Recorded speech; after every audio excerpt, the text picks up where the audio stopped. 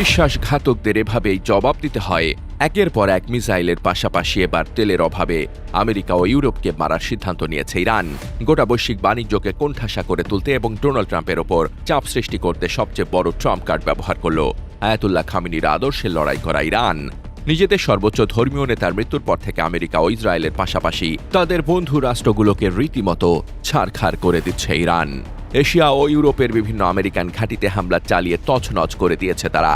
যুদ্ধের ময়দানে সব দিক থেকে এখন চাপে আছে যুক্তরাষ্ট্র ও ইসরায়েল। এর মাঝে তেল সংকট করে তাদের আরও বেশি সহায়তা করার উদ্যোগ নিয়েছে ইরান। গুরুত্বপূর্ণ হরমুজ প্রণালী বন্ধের ঘোষণা দিয়েছে তেহরান।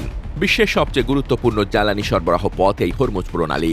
এই প্রণালী দিয়ে জাহাজ চলাচল বন্ধের পদক্ষেপ বৈশ্বিক তেলের দামের ওপর মারাত্মক প্রভাব ফেলতে পারে বলে সতর্ক করছেন বিশ্লেষকরা। হরমুজ প্রণালী পারস্য উপসাগরে যাওয়ার একমাত্র সামুদ্রিক প্রবেশপথ। এর এক পাশে ইরান, অন্য পাশে ওমান ও সংযুক্ত আরব আমিরাত। এ প্রণালী পারস্য উপসাগরকে ওমান উপসাগর ও আরব সাগরের সঙ্গে যুক্ত করেছে। ভৌগোলিকভাবে বলতে গেলে প্রণালীটি পারস্য উপসাগরকে সরাসরি ওমান উপসাগরের সঙ্গে যুক্ত করে এবং সেই পথ ধরে জাহাজগুলো আরব সাগরে তথা ভারত মহাসাগরে প্রবেশ করে। যুক্তরাষ্ট্রের জ্বালানি তথ্য প্রশাসন বলছে, বিশ্বের মোট জ্বালানি তেল সরবরাহের প্রায় 20% এই পথ দিয়ে পরিবাহিত হয়, অর্থাৎ প্রায় 2 কোটি ব্যারেল তেল এই প্রণালী দিয়ে যায়। এছাড়া বিপুল পরিমাণ তরলীকৃত প্রাকৃতিক গ্যাস পরিবহন হয় এই প্রণালী দিয়েই। এছাড়া সৌদি আরব, ইরান, ইরাক, সংযুক্ত আরব আমিরাত সহ বিভিন্ন দেশ এখান দিয়ে বিশ্বের বিভিন্ন অঞ্চলে তেল পাঠায়। আর এটি বন্ধ করায় সরাসরি পশ্চিমা সামরিক ঘাঁটি ও জ্বালানি নিরাপত্তার জন্য হুমকি হয়ে দাঁড়িয়েছে।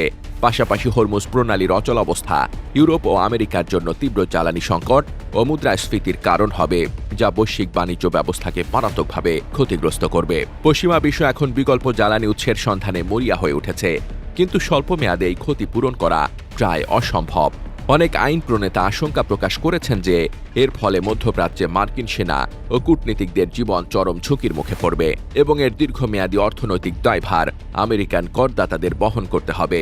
সব মিলিয়ে এখন বড় চাপে আছে আমেরিকা। ইরানের এমন কৌশলগত সিদ্ধান্তে কোণঠাসা হয়ে পড়েছেন ডোনাল্ড ট্রাম্প।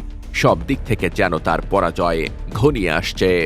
ডেস্ক রিপোর্ট, বার্তা বাজার।